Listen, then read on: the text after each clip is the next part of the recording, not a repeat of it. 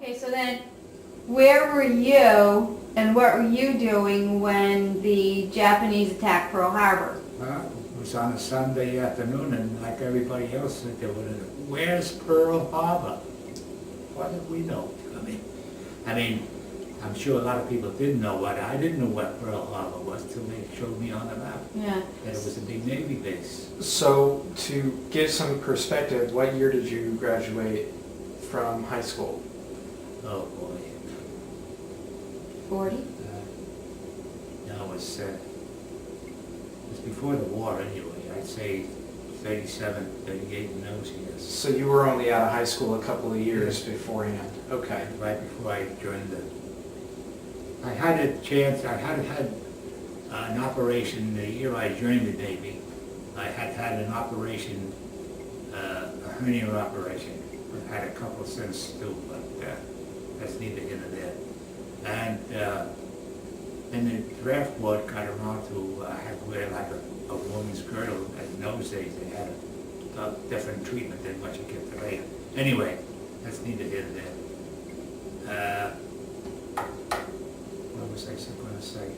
Oh yeah, when I went down to I had this operation. I went to my own doctor and I said, Doc, if the draft board called me, what do I say? Well, tell me, well, you know, this doctor felt he didn't want to get in right away. He says, well, tell me how the operation, blah, blah, blah, blah. So, anyway, I went to the draft board, the guy grabbed me by the wrist, you're warm, 1A. That Saturday, my father and I went down to the Navy recruiting station in downtown Manhattan. And having had the operation, I couldn't do a lot with wearing this girdle. I couldn't play softball, I couldn't play basketball. I could do a little bit, but I couldn't do much because, you know, who wanted to have another operation? But anyway, getting back to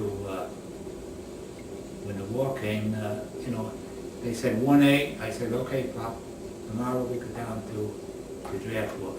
Down to downtown Manhattan and find the Navy recruiting station, and we did. At that time, as I said, because of having the operation and not doing any exercise and drinking a lot of beer with the boys, you know, my blood pressure was up a little. And they had that fellow that was interviewing me about, you know, he was a chief, I think it was. He says, well, he says, you had the operation, but you need that belt you wear. And I says, I'm going to find out for sure. He says, well, your blood pressure's up.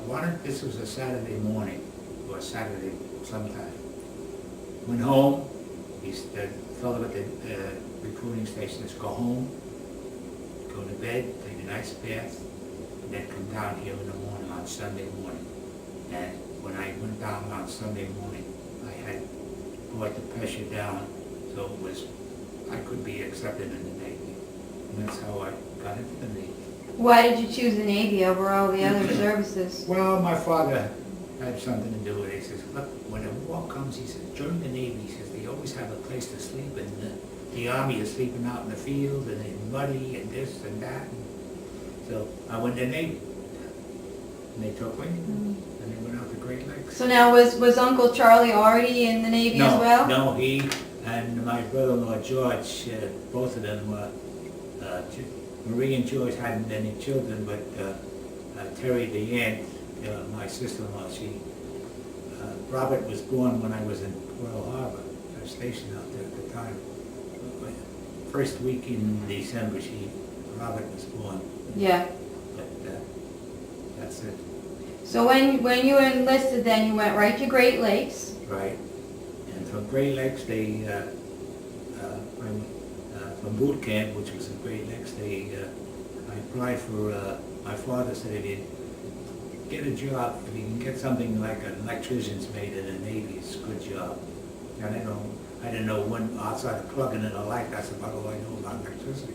But anyway, we went out to the University of Minnesota on the campus, and we had an old building that used to be like an administration building, but then the Navy gave it to the college, university rather, the University of Minnesota gave the Navy this building, so we had two companies of men, 100 men out there going through for 4 months training.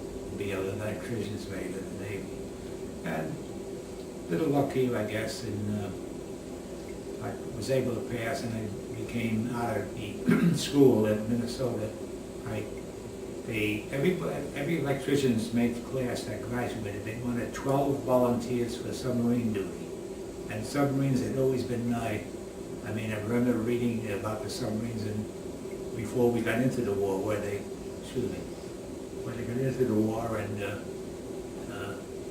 they were looking for people who were building submarines as fast as they could. They needed people to man them. So I put in for, at the University of Minnesota school, electrical school, I put in for submarines. I've never had a physical as strong and as thorough as that one there.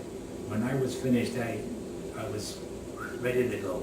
They said everything was working right, so they sent me over to submarine school in London, and from there I got out of that, and they transferred me out to Pearl Harbor. Tell me a little bit about the training that you had to go through during the sub school.